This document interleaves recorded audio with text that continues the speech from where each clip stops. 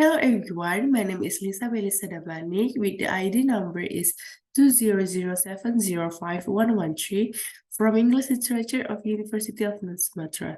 Okay, in this occasion, I will talk and explain about language typology. Language is universal as well as unique, right? So language that exists in this world beside having similarities, and there is also have differences or their respective characteristic. And language is used as means of self-expression for humans in everyday life, right? Without language, we cannot communicate with other people, surroundings. And according to Meylisa and like 1981 and 3, language typology refers to the grouping of languages based on certain characteristics posed by the language and can also be seen from the words and the sentences. It means that language typology is a grouping of languages based on characteristics of word order and sentence structure.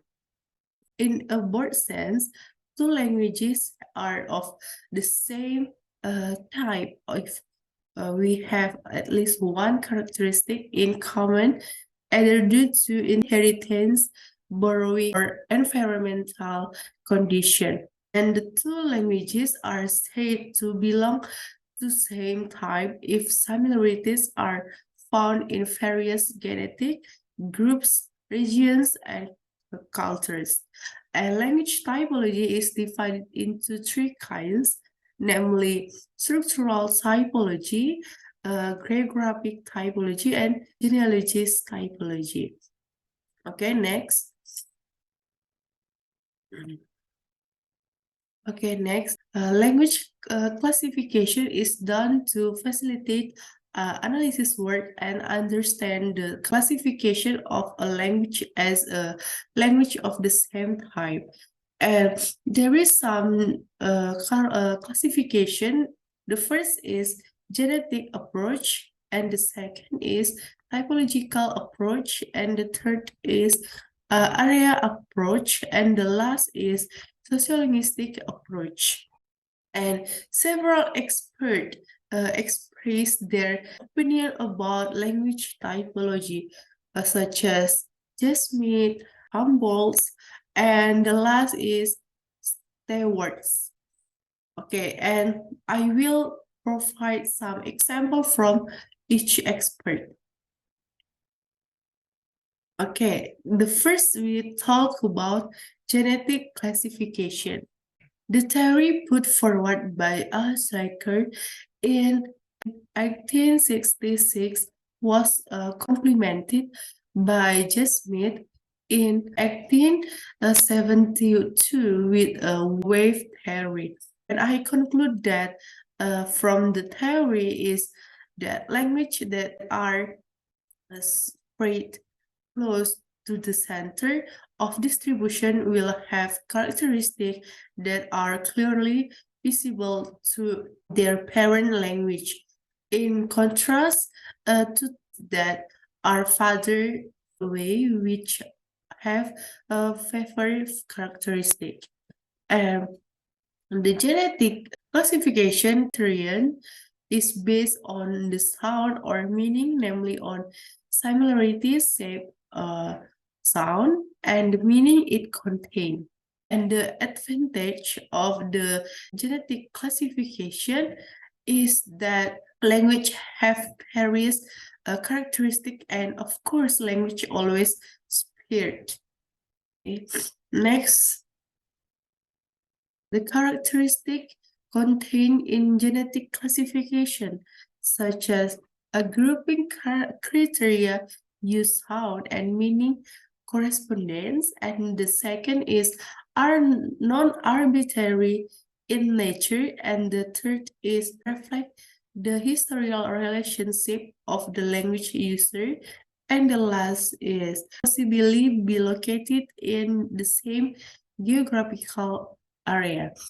And I give you examples of genetic classification. You can see the example Austronesia family, such as Indonesian. There are several Indonesian vocabularies that have similarities with Malay or in Bahasa Melayu. So the two languages are considered to be from the same proto-language. Okay, the next we talk about typology classification based on the similarity of types or types found in number of languages. And this is the type of classification is a certain element that can arise from repetition in a language, such as sounds, morphemes, words, phrases, sentences, and the others. You can see the picture in there. And this morphological classification was proposed by Friedrich Volkswagen. You can see in the top, it is the picture, which was later expanded by his older brother, August von Schlegel. And the classification from August von Schlegel was used as model by Humboldt and Ford. Humboldt make a new classification become isolative language, agglutinative language, collection language, and the last is qualitative language. We can discuss about the fourth classification one by one. Okay, the first is isolative language, similar to language without structure. For example, group Chinese, such as Mandarin, the others. And agglutinative language, same as a fixed language. For example, Japanese, Cantonese, and etc. And the third is flexion or synthetic language, changing words form. For example, Arabic, Latin, and the last but not least is polysynthesis or incorporation language. Okay, the next, the characteristic of this classification, typology classification, are using different language criteria not tied to the historical relationship of the language. For example, Eskimo language and several Indian language. Okay, the third or the last classification is sociolinguistic classification. So the classification existence of a relationship between language and the factor that apply in society based on the function, status, assessment that society gives to that language. This classification was done by Stewart in his article entitled An Outline of Linguistic Typology for Describing Multilingualism. You can see the picture of Stewart's. Okay. And the next, the classification is based on the four characteristic or criteria. The first is historicity, standardization, vitalicity, and homogeneity. Okay. Okay, we can explain one by one. The first is historicity. Historicity relates to the history of language development or the history of the use of the language. And the second is standardization. Criteria relate to its status as a standard or non-standard language or the status of using it formally or informally. And the third is vitalicity. Criterion relates to whether the language has speakers who use that language in everyday life or not. And the last but not least, homogeneity. Homogeneity criterion that relates to whether the lexicon and grammar of the language are derived. And you can see the example.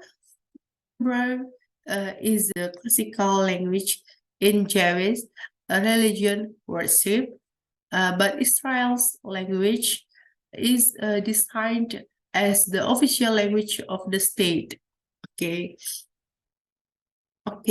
The similarities and differences in the three language characteristic of each typology language. You can see the table.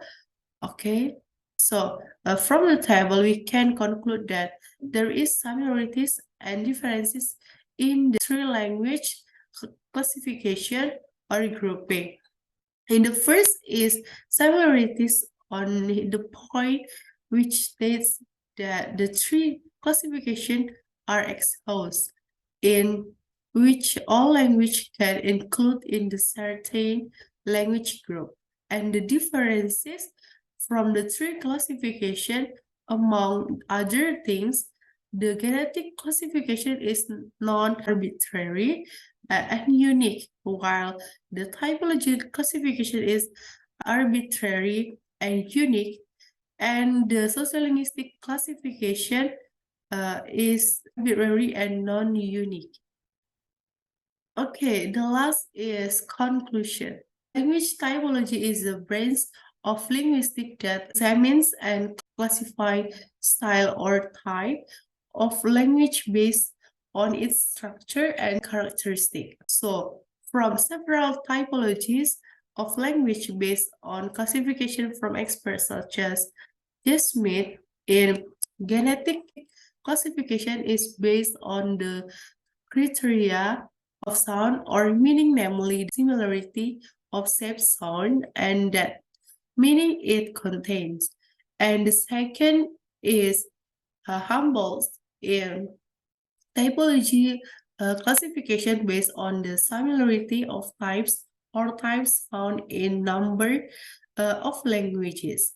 And this type of classification are certain elements that can arise from repetition in language, such as sound, morphemes, words, phrases, sentences, and the others. Humboldt's make new classifications such as consolative, agglutinative, flexion, and polysynthesis language.